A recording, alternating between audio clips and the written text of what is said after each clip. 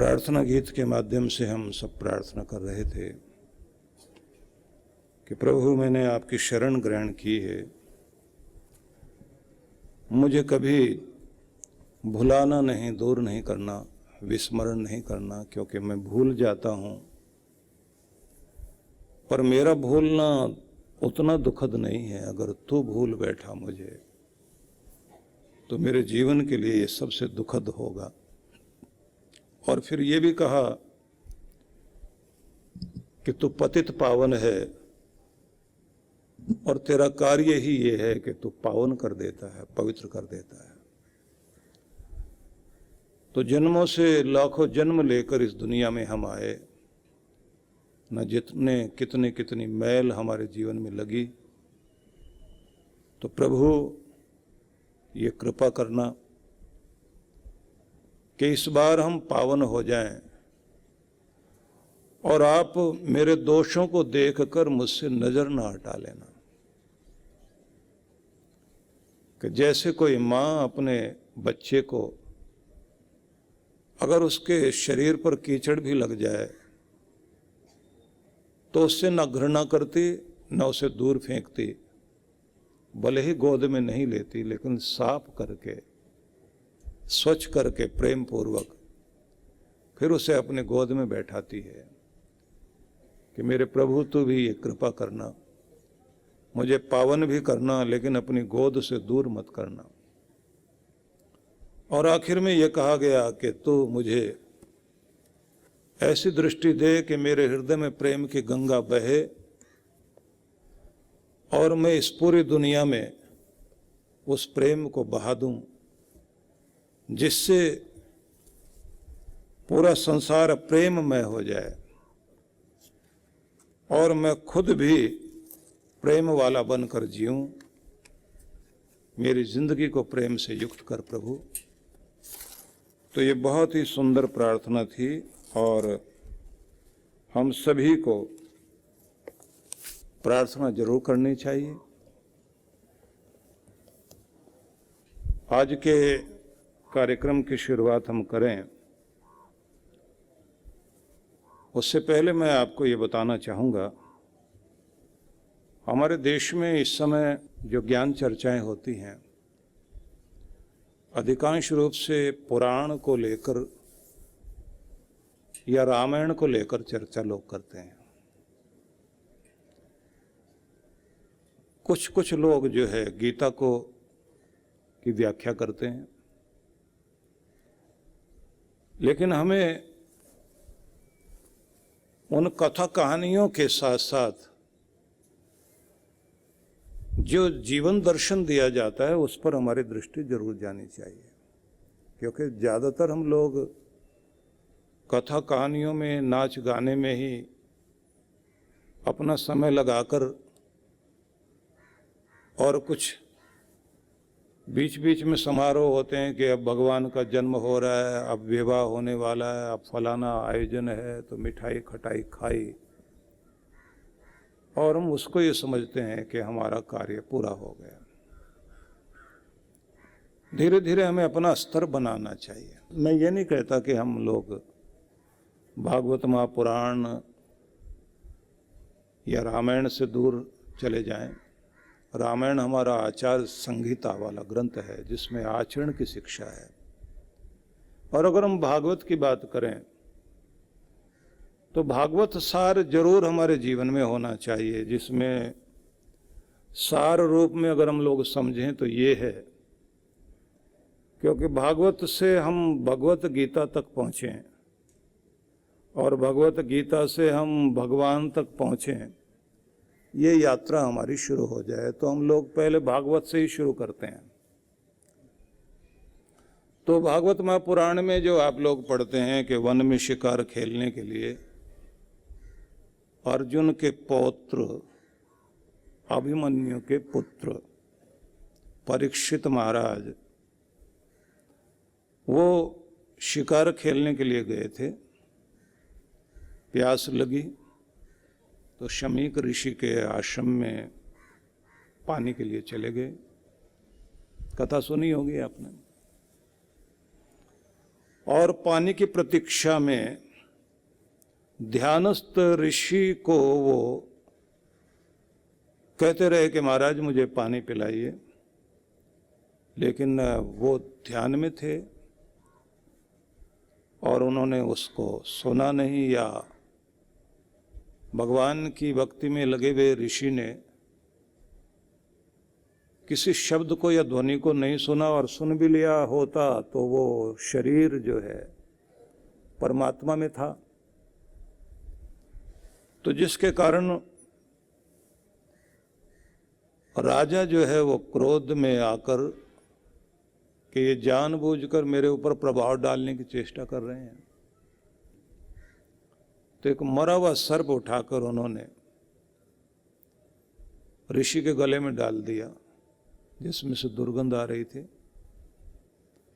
और फिर वो कोप जो करके गए थे, गुस्सा करके गए, तो उसका परिणाम ये हुआ कि शमीक ऋषि जो ध्यान में बैठे हुए थे, उनके पुत्र ने, उस श्रृंगी ने जब इस बात के बारे में जानकारी ली और उन्हें पता चला, तो उन्होंने एक शाप दे दिया कि 7 दिनों के अंदर वही सर्प जो तुमने मेरे पिता के गले में डाला है, उनका जो राजा है तक्षक, वही तुम्हारी मृत्यु का कारण बन जाएगा। इस बात का पता जब ऋषियों को चला कि मृत्यु का कारण तक्षक बनेगा, सर्प बनेगा, और 7 दिन का ही अवसर है, तो ऋषियों को जब ये समाचार पता चला तो उनको लगा कि राजा की मृत्यु तो होगी, लेकिन उसे मोक्ष की प्राप्ति भी हो जाए। मतलब यह है कि चिता जलने से पहले हमारा चैतन्य जागृत हो जाए। जब दुनिया में आए हैं तो दुनिया में आते आते हम इतने मोहग्रस्त हो जाते हैं कि फंसते जाते हैं, और जाल मोह ममता के हमें बांधते जाते हैं। इतने बंधनों में हम बंध जाते हैं कि बंधन काटना मुश्किल हो जाता है, और लक्ष्य ये रखा गया है कि धीरे धीरे दुनिया के बंधनों में बंध कर फिर उनसे छूटना भी सीखना चाहिए, और इतने मुक्त हो जाएं कि तुम्हारा प्रेम मोह न बने, आसक्ति न बने, बल्कि तुम्हारा प्रेम भक्ति बन जाए, और वही भक्ति तुम्हारी मुक्ति का कारण बन जाए। तुमने जो है गुरु के सामने जा कर के प्रभु की उक्ति सीखनी है और छूटने की युक्ति सीखनी है, जिससे तुम्हारा कल्याण हो सके। ये जीवन का सार माना गया है। तो कहा जाता है कि जिस समय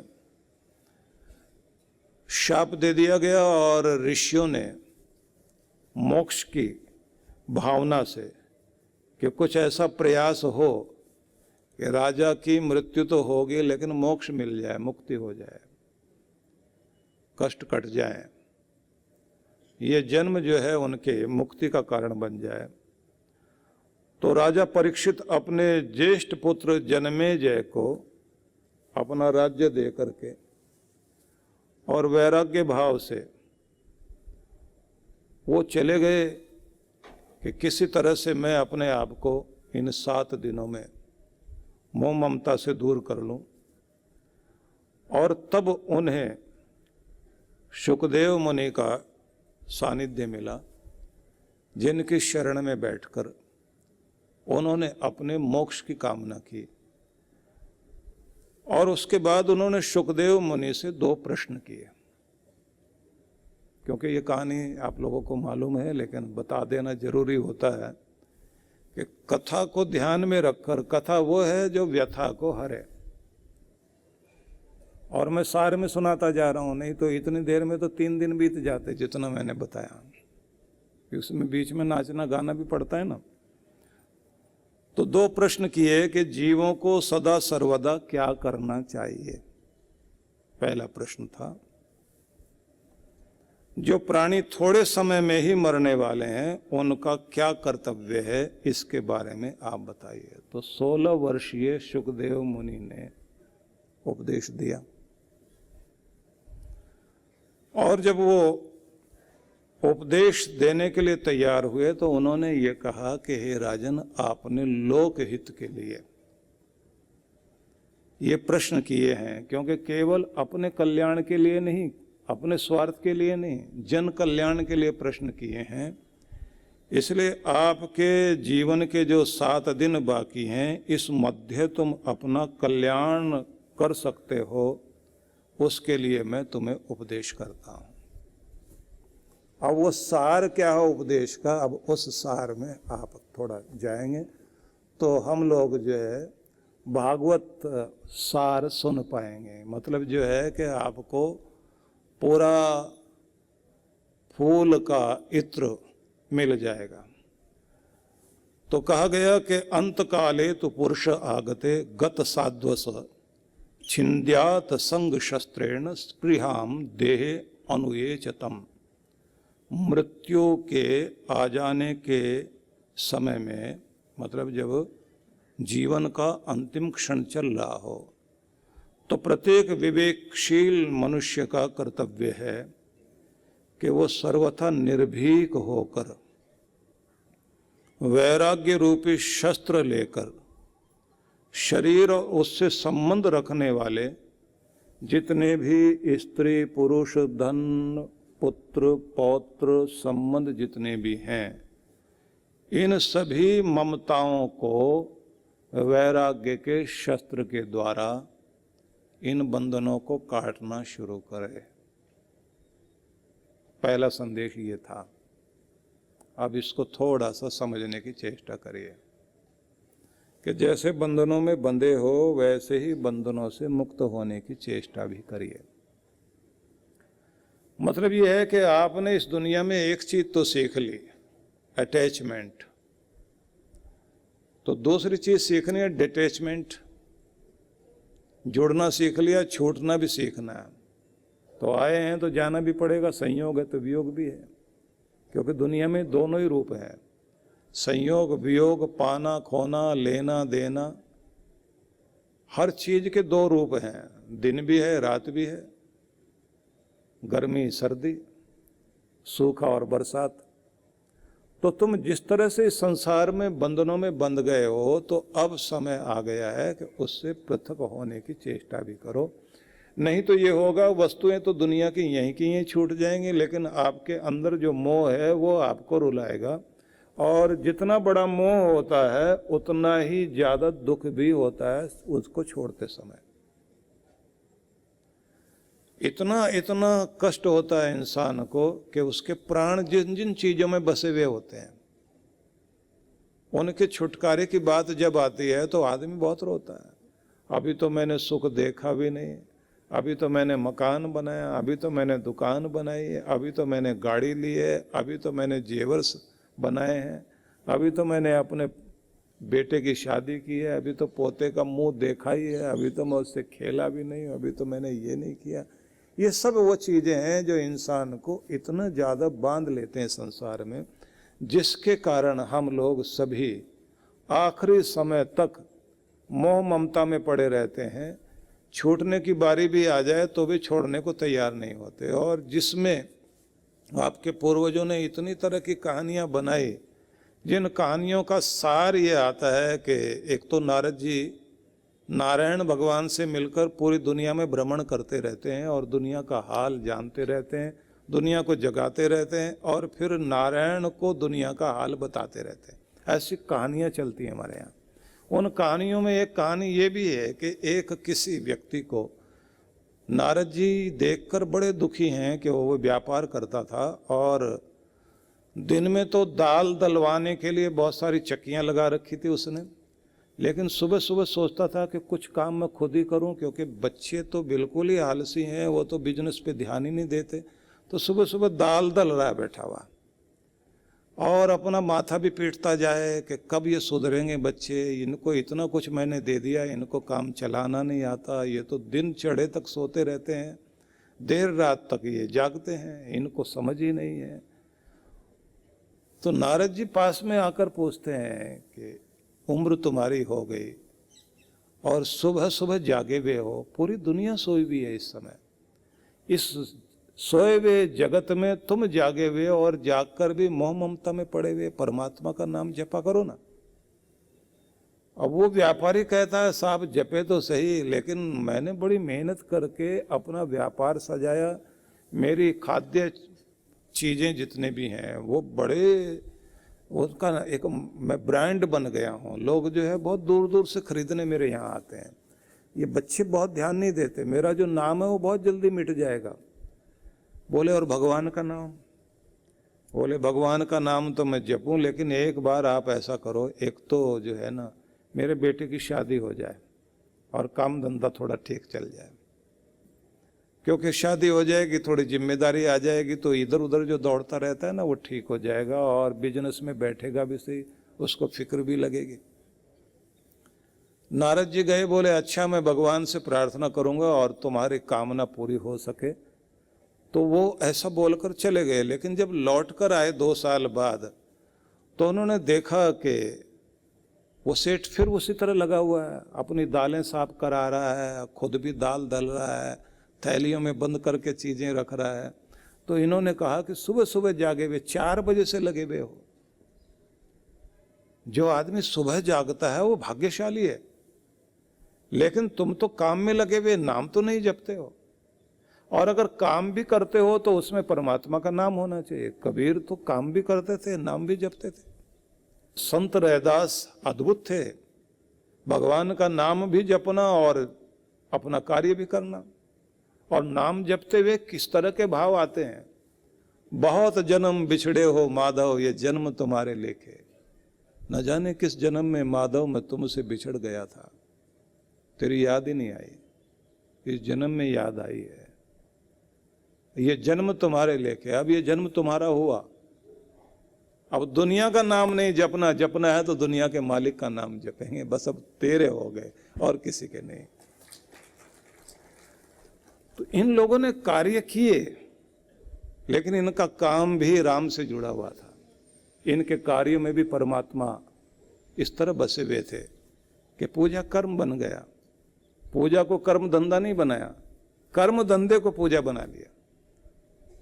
तो आप सोचिए कि वो भी सुबह सुबह काम धंधा तो कर रहा है, लेकिन भगवान याद नहीं आता, मोह ममता याद आ रही। परम पूज्य श्री सुधांशु जी महाराज एवं ध्यान गुरु डॉक्टर अर्चिका दीदी जी के पावन सानिध्य में विराट भक्ति सत्संग दिनांक 29 फरवरी से 3 मार्च 2024। कार्यक्रम की रूपरेखा। शुभारंभ 29 फरवरी 2024 शायम 5 बजे से 7 बजे। 1 मार्च से 3 मार्च प्रातः 8 बजे से 10 बजे एवं शायम 5 बजे से 7 बजे। विशेष कार्यक्रम मंत्र दीक्षा 3 मार्च दोपहर 12 बजे। स्थान भेल दशहरा मैदान, भोपाल, मध्य प्रदेश। आयोजक विश्व जागृति मिशन भोपाल मंडल। संपर्क सूत्र, आप सपरिवार सादर आमंत्रित हैं। परम पूज्य सद्गुरुदेव श्री सुधांशु जी महाराज एवं डॉक्टर अर्चिका दीदी जी के पावन सानिध्य में शिव मंगल महोत्सव 8 से 10 मार्च 2024 दिल्ली स्थित आनंद धाम आश्रम में होने जा रहा है महाशिवरात्रि पर भव्य एवं विशाल कार्यक्रम। इस बार 8 मार्च को शिवरात्रि का अवसर है और यह अवसर हम सब के लिए बहुत ही हर्ष और आनंद देने वाला है। इस अवसर पर आनंद धाम आश्रम नई दिल्ली में अद्भुत कार्यक्रम रखा गया है, जिसको हम शिव मंगल महोत्सव के रूप में मनाएंगे।